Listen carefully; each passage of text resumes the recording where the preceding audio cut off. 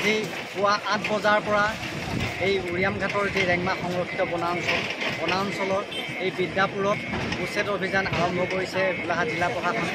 ইয়াত সহস্ৰাধিক আৰক্ষী CRPF আদি মোতায়েন কৰা হৈছে কিয় হুলস্থুলীয়া পৰিৱেশ হ'ব পাৰে বুলি বা ইয়াত যি লগতে JCB এক্সকেভেটৰ ইয়াত আনি প্ৰায় শতাধিক JCB এক্সকেভেটৰে আহি পেলাই ইয়াত উচ্ছেদ অভিযান আৰম্ভ কৰিছে। মই সমগ্ৰ দৃশ্য মোৰ কেমেৰা খাতিৰক মই দেখাবলৈ অনুৰোধ জনাইছোঁ। এই আপোনালোকে দেখা পাইছে অসম নাগালেণ্ড সীমান্তৰ নম্বৰ ৰেংমা সংৰক্ষিত যি বনাঞ্চল আছিলে এই বনাঞ্চলৰ পৰা জনাঞ্চললৈ পৰিণত হ'ল। আজি প্ৰায় 15-20 বছৰ পূৰ্বে ইয়াত এখন বনাঞ্চল আছিলে। এই বনাঞ্চল এতিয়া বনাঞ্চল ভাঙি গছ গছনি কাটি কৰি বেদখলকাৰীয়ে যি অনুপ্ৰৱেশকাৰী আছিলে এই অনুপ্ৰৱেশকাৰীয়ে আহি বেদখলকাৰীয়ে আহি পেলাই ইয়াত বজাৰ ঘৰ স্থাপন কৰিলে, বাসগৃহ স্থাপন কৰিলে, শ বিঘা ইয়াত তামোল বাগান ইয়াত ৰোপণ কৰি ইয়াত বৃহৎ ব্যৱসায় প্ৰতিষ্ঠান ইয়াত ব্যৱসায় প্ৰতিষ্ঠান গঢ়ি তুলিছে।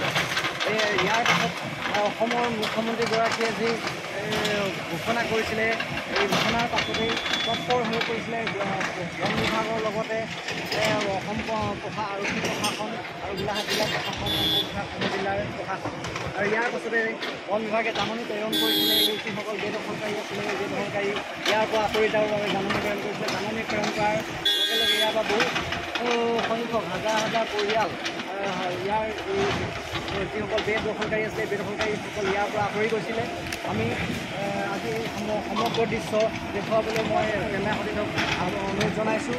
ইয়াৰ পাছতেই যি সময়সীমা দিছে 7 দিনৰ সময়সীমা প্ৰশাসনে বন বিভাগে সময়সীমা 7 দিন দিছিলে। 7 দিনৰ ভিতৰত তেখেতসকলক ইয়াৰ পৰা আঁতৰি যাবলৈ অনুৰোধ কৰিছিলে, আহ্বান জনাইছিলে।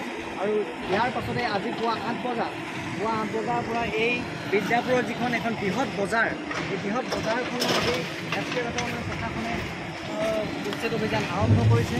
মই ইয়াতে আমাৰ এজন স্থানীয় ব্যক্তি আছে তেখেতৰ পৰা আমি জানিব বিচাৰিম সমগ্ৰ বিষয় সন্দৰ্ভতে কি ক'ব। আজি পুৱা 8 বজাৰ পৰা এই যি বিদ্যাপুৰৰ এখন বৃহৎ বজাৰ আছিলে বৃহৎ বজাৰ প্ৰথমে আহি আজি উচ্ছেদ আৰম্ভ কৰিছে প্ৰশাসনে, কি ক'ব এই সন্দৰ্ভত? হয়, আজি উৰিয়ামঘাটৰ কাৰণে এটা ঐতিহাসিক দিন।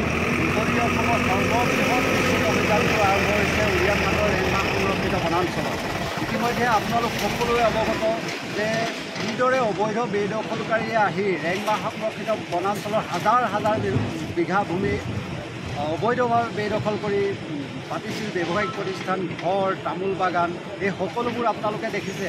অসমৰ শক্তিশালী মুখ্যমন্ত্ৰী ডক্টৰ হিমন্ত বিশ্ব শৰ্মাই এটা বলিষ্ঠ পদক্ষেপ গ্ৰহণ কৰাৰ ফলশ্ৰুতিত আজি এই অঞ্চলত উচ্ছেদ অভিযান চলিছে।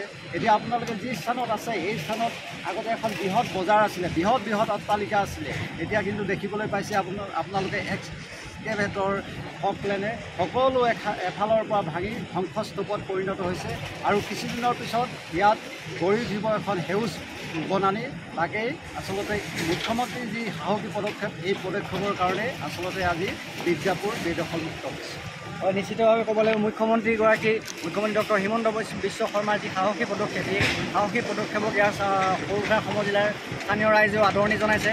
মই আৰু এজন আমাৰ সৰুপথাৰ সমজিলাৰ এজন ব্যক্তি আছে তেখেতৰ পৰা এই আজি বিদ্যাপুৰত যি উচ্ছেদ অভিযান চলি আছে এই উচ্ছেদ অভিযানৰ সন্দৰ্ভত তেখেতৰ পৰা আমি জানিব বিচাৰিম। হয়, আজি পুৱাৰে পৰা 8 বজাৰ পৰা এক্সকেভেটৰ লৈ প্ৰশাসনে প্ৰায় শতাধিক এক্সকেভেটৰে প্ৰশাসনে যি উচ্ছেদ অভিযান আৰম্ভ কৰিছে বিদ্যাপুৰৰ বজাৰৰ পৰাই, কি ক'ব এই সমগ্ৰ বিষয়খন?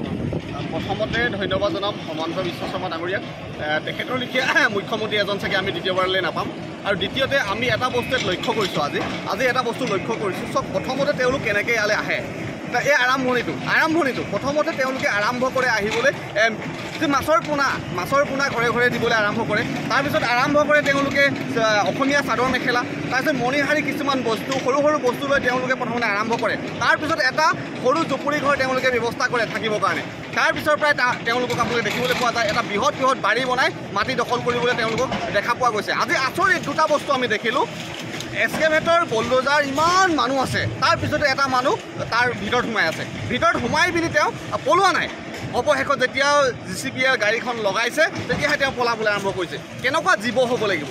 আৰু দ্বিতীয়তে আপুনি এটা বস্তু লক্ষ্য কৰিব, চব তেওঁলোকৰ যিটো ধৰণে তেওঁলোকে আকৰ্ষণমূলক কাম আপুনি ইয়াত চাব যিটো বনাঞ্চল এটা সময় বেছি দিন হোৱা নাই এই বনাঞ্চলত কিমান ডাঙৰ ডাঙৰ অট্টালিকা বনাই পেলালে আজি আপোনালোকে ভাঙি আছে দেখিছে তাৰ আগলৈকে এইবিলাক কিন্তু বনাঞ্চল আছিল ইয়াৰ শিল আছিল শিল খান্দি তেওঁলোকে বিক্ৰী কৰিলে কালি পৰহি দেখিছে ড্ৰাগছৰ লিখীয়া ব্যৱসায় কৰিবলৈ ধৰিলে আৰু ইয়াত তাতকৈ লজ্জাজনক আৰু তেওঁলোকে কি কাম কৰিব পাৰে আপোনালোকে সেইটো সংবাদ মাধ্যমে দেখিছে জল পটপটকৈ আজি ওলাইছে তেওঁলোক কিন্তু পলাবলৈ এতিয়াও 20% মানুহ পলাবলৈ বাকী আছে গতিকে আমি অনুৰোধ জনাওঁ আপোনালোকৰ চেনেলৰ যোগেদি মিয়াসকল আপোনালোকে যদি ইয়াৰ পৰা নেযায় কিন্তু কথা ভীষণ হ'ব আৰু এইটো আৰম্ভহে এইটো হিমন্ত বিশ্ব শৰ্মাৰ আৰম্ভ অসমীয়া খিলঞ্জীয়াৰ আৰম্ভহে প্ৰতিটো জেগাত য'তে মিয়া আছে ত'তেই আৰম্ভ হ'ব উচ্ছেদ গতিকে হিমন্ত বিশ্ব শৰ্মাক সেইকাৰণে ধন্যবাদ জ্ঞাপন কৰিছোঁ তেখেতে কাহানিও কেতিয়াও চিন্তা কৰা নাই নিজৰ গাদীৰ কথা নিজৰ ভোট বেংকৰ কথা কিন্তু আন মুখ্যমন্ত্ৰীবিলাকক দেখা গৈছিল যে তেওঁলোকে ভোট বেংক পাতিছিল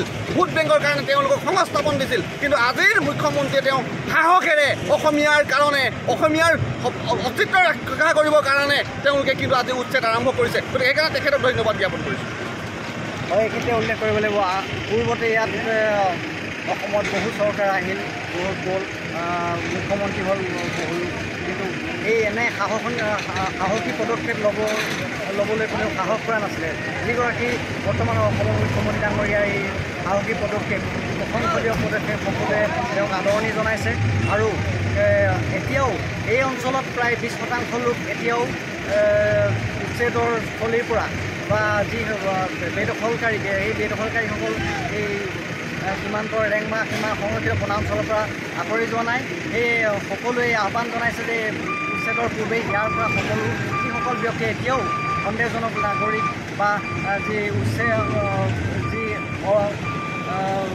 যিসকল ইয়াৰ পৰা খিলঞ্জীয়া বুলি তেওঁলোকে নিজকে দাবী কৰি ইয়াত আছেই সেইসকল ব্যক্তিক সন্দেহজনক লোক তেওঁলোকৰ ইয়াৰ পৰা আঁতৰি যাবৰ বাবে সকলোৱে আহ্বান জনাইছে যিকোনো খবৰৰ বাবে যোগাযোগ কৰক 7099017330 লগতে 7099017110 নম্বৰত